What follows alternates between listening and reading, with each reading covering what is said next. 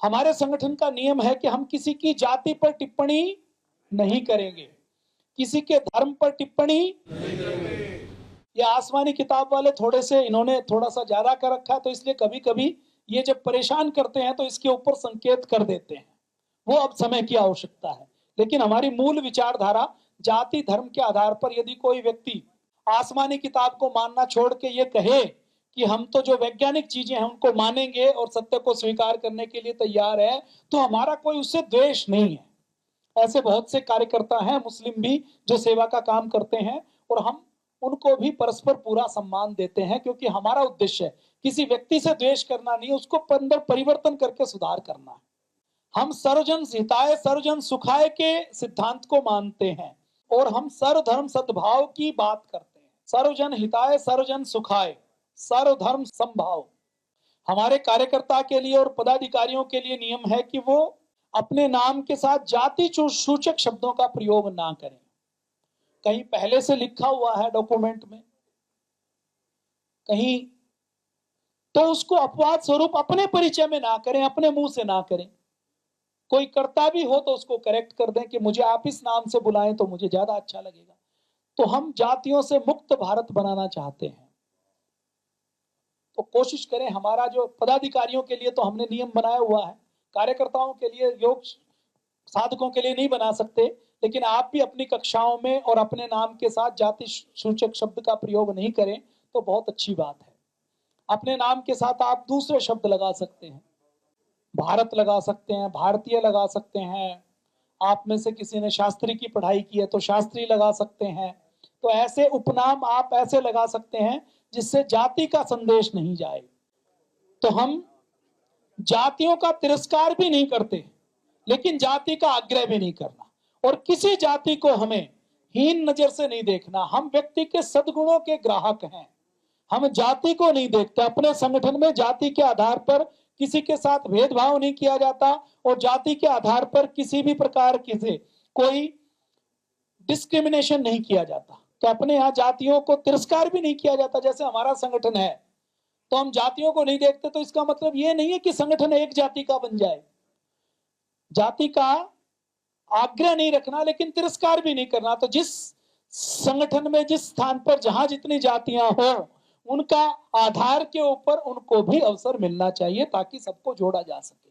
संगठन में यदि कोई दलित आता है तो उसको भी यथायोग्य में सम्मान देना है, क्योंकि हम जातियों के आग्रह को नहीं रखते। हम तो मनुष्य के गुणों के आधार पर मनुष्य की विवेचना करते हैं। हमारे लिए एक बड़ी जाति का व्यक्ति, जिसको बड़ा बोला जाता है, बड़ा छोटा तो कुछ नहीं होता, एक ऊंची जाति, स्वर्ण जाति का व्यक्ति यदि मांसाहार करता है, शराब का सेवन करता है, तो उसकी कीमत कम है, उसकी योग्यता कम है।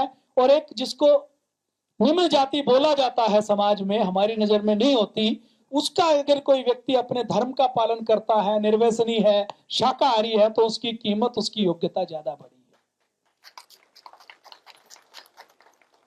तो ये हमारे संगठन का दर्शन है, ये आपको पता होना चाहिए।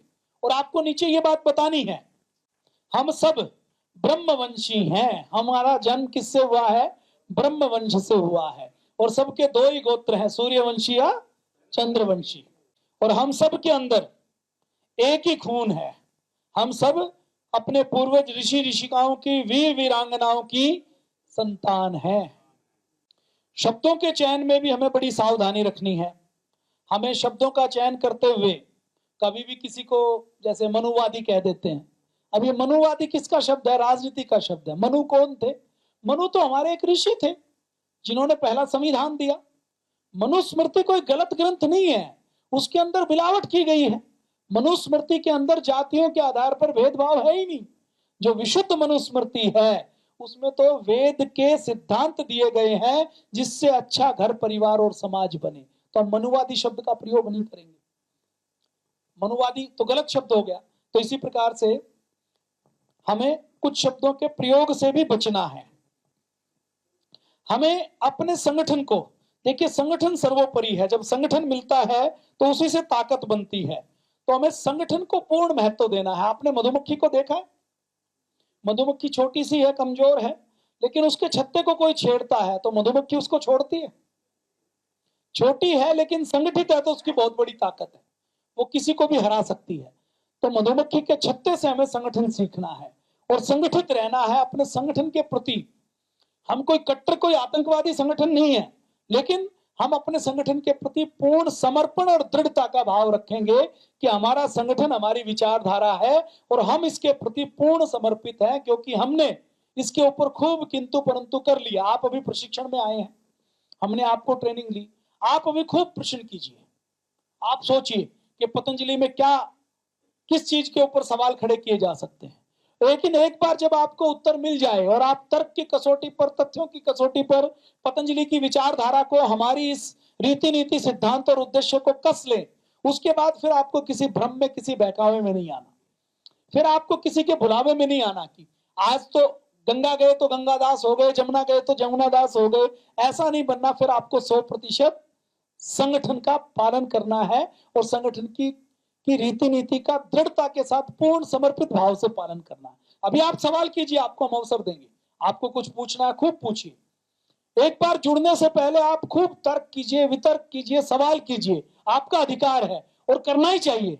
उसके बिना हमें देखा देखी कि ये व्यक्ति जुड़ा है, इसको देखकर मैं जुड़ जाऊं तो हम खाई में गिर जाएंगे, वो भेड़ चाल होती है। आप अपने पूर्ण विवेक से जागृत अवस्था में पूर्ण सवाल करके सारे सवालों का उत्तर पाने के बाद आप गुरु का चयन कीजिए, संगठन से जुड़िए, संस्था से जुड़िए। लेकिन एक बार जब सवालों का उत्तर मिल जाए और आपने एक बार अगर संस्था से जुड़ गए, संगठन से जुड़ गए, कार्यकर्ता के रूप में, पदाधिकारी के रूप में, शिक्षक के रूप में, उसके बाद अपने संगठन के प्रति 100% समर्पित रहना चाहिए कि नहीं रहना चाहिए?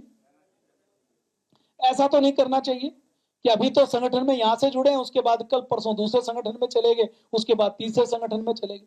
संगठन में हमें राजनीति का प्रयोग नहीं करना कि संगठन में तो राजनीति करते हैं। राजनीति की जगह क्या प्रयोग करना है? राग द्वेष का। संगठन में हम कई बार, आप जैसे दान लेके आते हैं तो संगठन में हम दान कुछ आपके जिले में खर्च करने के लिए दे देते हैं, तो ये नहीं कहना कि मुख्यालय से कमीशन मिला है, दान का सेवा के लिए सहयोग मिला है ताकि सेवा का काम चल सके। तो शब्दों के चयन में बहुत सावधानी रखनी है आपकी। अभी एक शब्द, जैसे पिछले 30 सालों पहले 1990 के दशक में अल्ट्रासाउंड सेंटर काम करते थे और लोग टेस्ट करवाते थे कि लड़का है या लड़की है, और लड़की होती थी तो डॉक्टर क्या कहता था? सफाई करवा लो। सफाई किसकी की जाती है? गंदगी की। पेट में यदि कोई जीव है तो वो गंदगी हो सकता है क्या? और डॉक्टर अगर उसकी जगह मां को यह कहे कि अपने संतान की हत्या करवा लो तो करवाएगी, लेकिन शब्द क्या प्रयोग किया? सफाई करवा लो। सफाई करवा लो, केवल शब्द के प्रयोग से भाव बदल जाते हैं और भाव के बदलने से कर्म भी बदल जाता है। तो इसलिए हमारा कार्यकर्ता इतना विवेकशील होगा कि वो एक एक शब्द के ऊपर ध्यान देगा। और शब्दों के प्रयोग से राजनीति चलती है, शब्दों के प्रयोग से देश को भ्रमित किया जाता है, शब्दों के प्रयोग से देश को तोड़ा जाता है। तो ये आपको ध्यान रखना है कि शब्द प्रयोग क्या करना है। संगठन के अंदर हमें अपने अंदर नेतृत्व के गुणों को विकसित करना है, वक्तृत्व के गुण को विकसित करना है। जैसे हम सुबह अब 10 बजे से बातचीत कर रहे हैं, अभी 1 बजे तक मुझे लगभग 3 घंटे हो जाएंगे और मुझे जो विषय दिया गया मैं उसी विषय की बातचीत कर रहा हूं। तो आपको इतना समर्थ बनना है। पूज्य गुरुदेव जब किसी विषय पर बात करते हैं तो बच्चों के बीच में बच्चों की बात करते हैं, कपिल शर्मा के शो पर कपिल शर्मा के शो जैसी बात करते हैं, राजनीति में राजनीति की बात करते हैं, विद्वानों के मंच पर विद्वानों वाली बात करते हैं। तो ऐसे आपको सबल बनना है, अपने अंदर गुण विकसित करने हैं ताकि आप एक गांव का, एक जिले का, एक समाज का नेतृत्व करने का काम कर सकें। ऐसे कार्यकर्ता हमें तैयार करने हैं, ऐसी हमारी रीति नीति है। हमें दूसरी संस्थाओं को जो अच्छा काम कर रही हैं उनके साथ परस्पर सद्भाव रखना है, लेकिन दूसरी संस्थाओं को हमें अपनी संस्था के अंदर मिक्स नहीं करना कि जी ये भी काम कर रही है हम भी कर रहे हैं तो खिचड़ी बन जाए। उनके प्रति सद्भाव रखना है, यथायोग्य सहयोग करना है। यथायोग्य सहयोग का मतलब क्या है कि आपने कोई कार्यक्रम किया, आपका सहयोग करने के लिए आर्य समाज आता है, आर्य समाज का कोई कार्यक्रम है तो पदाधिकारी भाग ले सकते हैं। लेकिन दूसरी संस्थाओं में, दूसरे कार्यक्रमों में, सामाजिक सांस्कृतिक संस्थाओं में भाग लें तो अपने नाम झंडे बैनर के साथ भाग लेना है या नहीं लेना, ये वरिष्ठ पदाधिकारी से पूछना है। कोई आंदोलन है, कहीं कोई हड़ताल करनी है, धरना प्रदर्शन करना है, कोई संगठन आंदोलन कर रहा है, कोई किसान आंदोलन कर रहा है, कोई कुछ आंदोलन कर रहा है, तो उसमें आपको तत्काल नहीं कूदना है जी, मेरा आंदोलन हो रहा था मैं तो कूद गया। अब किसान आंदोलन के नाम से क्या हुआ है वो आपको पता है, बताने की आवश्यकता नहीं। कनाडा से पैसा आता था और किसान आंदोलन के नाम से देश को कमजोर करने के लिए बस रोड के ऊपर लोग बैठे रहे, पटरी के ऊपर बैठे रहे। किसानों की समस्याएं हैं, उनका समाधान होना चाहिए, हम इस बात को मानते हैं, लेकिन वो आंदोलन में बैठने वाले रियल किसान नहीं थे। तो हमें ये देखना है कि कौन सा आंदोलन चल रहा है, उसकी क्या उद्देश्य है, उसका हिडन एजेंडा क्या है। उसके बाद कोई आंदोलन यदि करना है तो वो मुख्यालय के स्पष्ट निर्देश के बिना कोई आंदोलन, किसी धरने प्रदर्शन में भाग नहीं लेना। आप कहें कि जी व्यक्तिगत तौर पे लेना है, तो हमारा पदाधिकारी व्यक्तिगत भी भाग नहीं ले सकता। जैसे मैं हूं या राज्य प्रभारी है, वो व्यक्तिगत कहीं जाता है तो उसकी व्यक्तिगत पहचान नहीं है, वो संगठन की पहचान है, तो उसका व्यक्तिगत कुछ नहीं है। अभी माननीय मोहन भागवत जी हैं, आदरणीय संसद सागर जी, क्या वो किसी मुसलमानों के कार्यक्रम में बिना चर्चा किए जा सकते हैं? जाएंगे तो उसका संदेश क्या जाएगा? तो इसलिए किसी भी कार्यक्रम में, आंदोलन में भाग आपको मुख्यालय के स्पष्ट निर्देश पर दे लेना है। हमारा कोई साधक साधारण शिक्षक है, यदि वो किसी से जुड़ा हुआ है तो बिना अपने लोगों के, बिना ड्रेस के अपवाद स्वरूप जाता है तो उसको तो फिर भी हम एक तरीके से अलाउ कर सकते हैं, लेकिन हमारा पदाधिकारी और 5-10 कार्यकर्ता शिक्षक मिलकर सामूहिक रूप से किसी भी आंदोलन में, किसी कार्यक्रम में बिना मुख्यालय की अनुमति के भाग नहीं लेना। लेना चाहिए कि नहीं लेना चाहिए? गलत जगह पहुंच सकते हैं ना, तो हमने अथॉरिटी दे दी, कोई व्यक्ति कहेगा मुझे तो ठीक लगा जी, मैं तो झंडा पहुंच के चला गया, कोई कश्मीर में शामिल हो गया किसी जम्मू के जुलूस में, तो गड़बड़ होगी कि नहीं होगी? तो इसलिए नियम बनाए जाते हैं। हमारा जो कार्यकर्ता है वो राजनीतिक पार्टी में पद नहीं लेगा। राजनीतिक पार्टी में पद लेगा तो राजनीति में उद्देश्य क्या होता है? सेवा तो कम होती है कि किसी तरह मैं अपने पद पे बना रहा हूं, फिर वो अपने लोगों को पदाधिकारी बनाता है और उसका उद्देश्य केवल यही होता है कि मेरा राजनीतिक उद्देश्य पूर्ण हो। तो हमारा पदाधिकारी राजनीतिक पार्टी का पदाधिकारी नहीं होगा। और हमारे जो जिला राज्य स्तर के पद हैं उसमें एक सामाजिक संस्था बहुत अच्छी काम कर रही है, लेकिन वो अगर कई संस्थाओं से जुड़ जाएगा तो वो न्याय नहीं कर पाएगा। तो हमारा पदाधिकारी कोशिश करें कि पूर्णकालिक पतंजलि की सेवा में ही, योग की सेवा में ही रहे। अगर उसको कोई दूसरी संस्था अच्छी लगती है तो यहाँ का पद छोड़ दे, नहीं तो दूसरी संस्था में किसी दूसरे व्यक्ति को अवसर दे ताकि दूसरी संस्था का काम भी अच्छे से चले। अपनी संस्था में कभी भी हम कैश के रूप में कोई दान या डोनेशन नहीं लेते। कोई दान लेंगे तो उसकी रसीद काटी जाएगी, जिला स्तर पर रसीद उपलब्ध होती है। आपको कोई कार्यक्रम करना है तो आप स्पॉन्सरशिप ले सकते हैं। जैसे आपको कोई कार्यक्रम करना है, आपको स्टेज बनवाना है तो किसी दानदाता से स्टेज बनवा लीजिए, स्टेज की पेमेंट दानदाता खुद करवा दे। आपको कोई पंफलेट छपवाना है, कोई होर्डिंग लगवाना है तो आप या तो रसीद काटिए, रसीद नहीं काट सकते तो उसको कहिए कि इस साइज का हमें इस मैटर का होर्डिंग बनवाना है, आप बनवा के खुद पेमेंट कर दीजिए। तो इससे आर्थिक शुचिता रहेगी। जिसके ऊपर आर्थिक चारित्रिक कोई दोष लगता है हमारे संगठन में उसका कहीं कोई स्थान नहीं है। तो जिसके ऊपर आर्थिक या चारित्रिक कोई दोष लगेगा तो उसको तत्काल संगठन से प्रणाम कर दिया जाएगा। होनी चाहिए कि नहीं होनी चाहिए? हम काम करने में निराभिमानिता रखेंगे, अहंकार नहीं करेंगे कि ये काम मैंने किया, मैंने इतनी बड़ी कक्षा लगाई, मैंने इतना बड़ा कार्यक्रम किया। हम मैं का प्रयोग नहीं करेंगे, किसका प्रयोग करेंगे? हम का प्रयोग करेंगे। संगठन में मैं का प्रयोग करते हैं तो संगठन टूट जाता है, हम का प्रयोग करते हैं तो संगठन आगे बढ़ता है। दूरदर्शिता, पराक्रमशीलता, विनयशीलता रखेंगे। काम करते हुए विनय पूर्वक बात करनी है। अपने पदाधिकारियों से बात करें, आपस में बात करें तो आदरणीय जी, आदरणीय कहिए। किसी सन्यासी से बात करें तो किसी भी सन्यासी का नाम, पूज्य स्वामी जी महाराज भी किसी सन्यासी का नाम लेते हैं तो पूज्य कहते हैं, नहीं कहते? हम भी किसी सन्यासी का नाम लेते हैं, संगठन में प्रांत प्रभारी हो, केंद्रीय प्रभारी हो, तो वो सन्यासी अपने संगठन का हो चाहे बाहर का हो, उसके नाम के आगे पूज्य शब्द का प्रयोग करना है। हमारे जो वरिष्ठ पदाधिकारी है, जैसे जिला प्रभारी आपका वरिष्ठ है, तहसील प्रभारी आपका वरिष्ठ है, तो उसके नाम के आगे आपको आदरणीय शब्द का प्रयोग करना है। अपनी कक्षा में भी आप लोगों को सिखाइए कि कक्षा में हमारा जो शिक्षक है उसके लिए जो साधक आते हैं वो आदरणीय शब्द का प्रयोग करें। और आदरणीय शब्द का प्रयोग परस्पर भी एक दूसरे के लिए करें तो उसमें भी कोई हानि नहीं है, छोटों के लिए भी कहें तो कोई हानि नहीं है।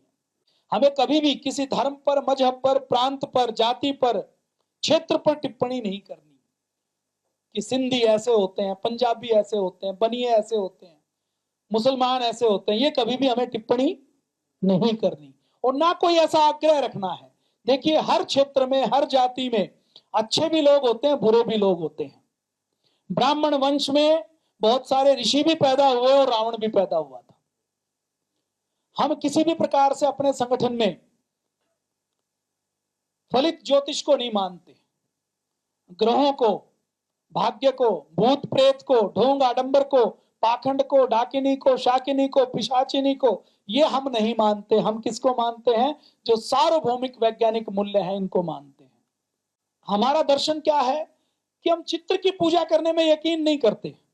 आज हनुमान जी हैं, हनुमान जी को हम धूप बत्ती दिखाएं, हनुमान जी की मूर्ति के मुंह में प्रसाद भी लगाएं, लेकिन गुटखा खाएं, दंड बैठक नहीं लगाएं तो शक्ति आ जाएगी। ब्रह्मचारी नहीं रहे तो शक्तिशाली बन जाएंगे। तो हनुमान जी के चित्र की पूजा नहीं करनी, हनुमान जी के चरित्र की पूजा करनी है। हनुमान जी जैसा बनना है।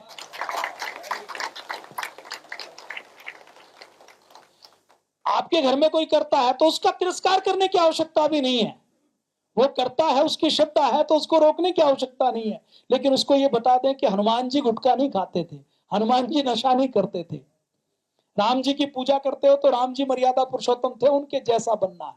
व्यक्ति की पूजा नहीं करनी अपने यहाँ।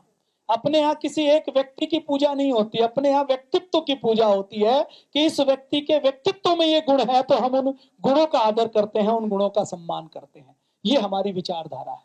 ठीक है या नहीं है? बाकी संगठनों में क्या कहते हैं? कहते कुछ करो, दारू पियो, मुर्गा खाओ, दुराचार व्याभिचार करो, बस ये गुरु मंत्र ले लो, बेड़ा पार हो जाएगा, भवसागर तर जाएगा, स्वर्ग मिल जाएगा। कहते हैं कि नहीं कहते? ये ज्ञान गंगा से लेके सारी गंगा वाले इसी काम में लगे हुए हैं। हमें अपने जीवन में कुछ काम कभी भी नहीं करने, जैसे झूठ, दुराचार, व्याभिचार, शराब, मांस और आर्थिक और चारित्रिक शुचिता का उल्लंघन कभी भी नहीं करना। कोई आंदोलन जिला स्तर पर भी करना है तो मुख्यालय के निर्देश के बिना कोई आंदोलन नहीं करना। हमें अपने वरिष्ठ पदाधिकारी की आज्ञा का 100% पालन करना है। आपका जिला प्रभारी आपको कोई निर्देश दे तो उसके साथ तू मैं नहीं करना कि मैं नहीं मानता, ये नहीं करना। ये हमारे संगठन का दर्शन है। गुरुजी ने जो हमें आज्ञा दी हम उसका 100% पालन करेंगे। मुख्य केंद्रीय प्रभारी राज्य प्रभारियों को जो निर्देश देते हैं मुख्यालय से, उसका वो 100% पालन करते हैं। और राज्य प्रभारियों के निर्देश का जिला प्रभारी और जिला प्रभारियों के निर्देश का तहसील प्रभारी और लोक शिक्षक सब 100% जरूर पालन करें। आपको लगे कि जिला प्रभारी ठीक नहीं है तो आप कोई निर्देश में सुधार की आवश्यकता है तो विनम्र शब्दों में अपना सुझाव दे दें।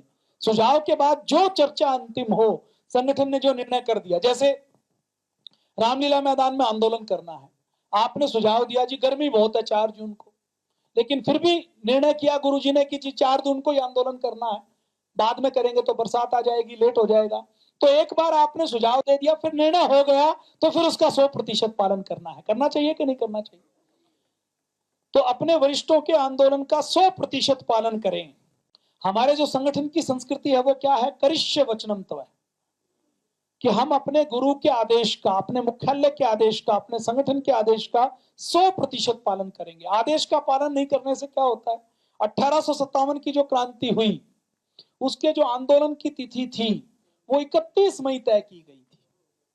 सारे कैंटोनमेंट में, सारी सेना में, सिपाहियों में संदेश दिया जा रहा था कि आंदोलन होगा और इस आंदोलन में लोगों को जोड़ना है, इस आंदोलन में लोगों को जोड़कर क्रांति करनी है, अंग्रेजों को बाहर भगाना है।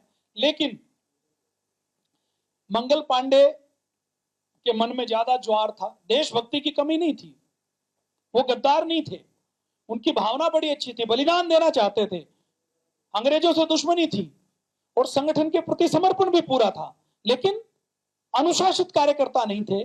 तो उन्होंने 11 मई को ही 2 अंग्रेजों को ठोक दिया।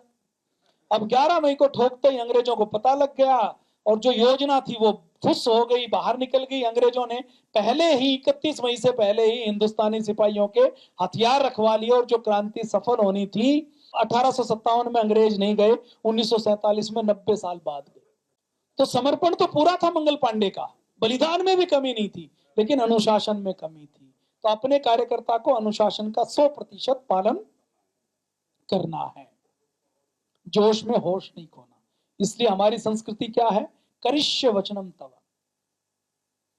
कोई चीज आपको लगे कि सहमति नहीं हो कि जी हमने आपको कुर्सी नहीं लगाई, नीचे बैठना है, थोड़ी तकलीफ हो, कुर्सी पड़ी भी है, फिर भी कहा जाए तो उसको स्वीकार कर लो कि चलो इससे कोई हानि तो नहीं है, इससे कोई किसी का नुकसान तो नहीं हो रहा। तो हमें अपने मुख्यालय के आदेश का, निर्देश का 100% पालन करना है, ये हमारी संस्कृति है। हमें गुरु को कभी भी कष्ट नहीं देना, गुरु से कभी भी विश्वासघात नहीं करना, गुरु आदेश का 100% पालन करना है। मीडिया के साथ, प्रेस के साथ कभी विवाद नहीं करना, कभी उलझना नहीं।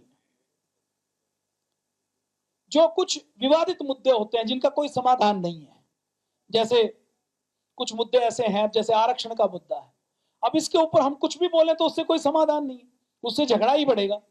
तो ये राजनीतिक मुद्दे हैं, इनके ऊपर हमें कोई टिप्पणी करने की जरूरत नहीं। आपकी कोई आंतरिक कोई बात भी है तो उसको मन में रखिए, उसको सार्वजनिक कक्षा में या किसी से उलझने की आवश्यकता नहीं है, क्योंकि उससे कोई समाधान भी नहीं है। मान लीजिए कहीं आप कार्यक्रम कर रहे हैं, आपने आरक्षण पर बात की, आप आरक्षण चाहते हैं, एक नहीं चाहता, तो आपके चाहने और नहीं चाहने से कुछ होने वाला भी नहीं है। तो ऐसे विवादित मुद्दों से हमें बचना है, क्योंकि उनसे शक्ति नष्ट होती है, आपस में विद्वेष पैदा होते हैं। ऐसे मुद्दों पर कि जी हम तो योग की, आयुर्वेद की बात करें, आध्यात्मिक बात करें, वो ज्यादा अच्छा है। हमें संगठन में कार्य करते हुए अपने लिए तो दृढ़ रहना है, वज्र की तरह कठोर रहना है, और दूसरों के साथ फूल जैसा कोमल होना है। हम करते क्या, उल्टा करते हैं, दूसरों से बातचीत करेंगे तो कठोर बन जाएंगे कि तुम्हें 100% यही करना है जो मैं कहूं, और अपने लिए जब बात आए तो उसमें चेंज कर देते हैं। तो हमारे संगठन का नियम क्या है कि खुद के लिए तो वज्र जैसा कठोर और दूसरे के लिए फूल जैसा कोमल।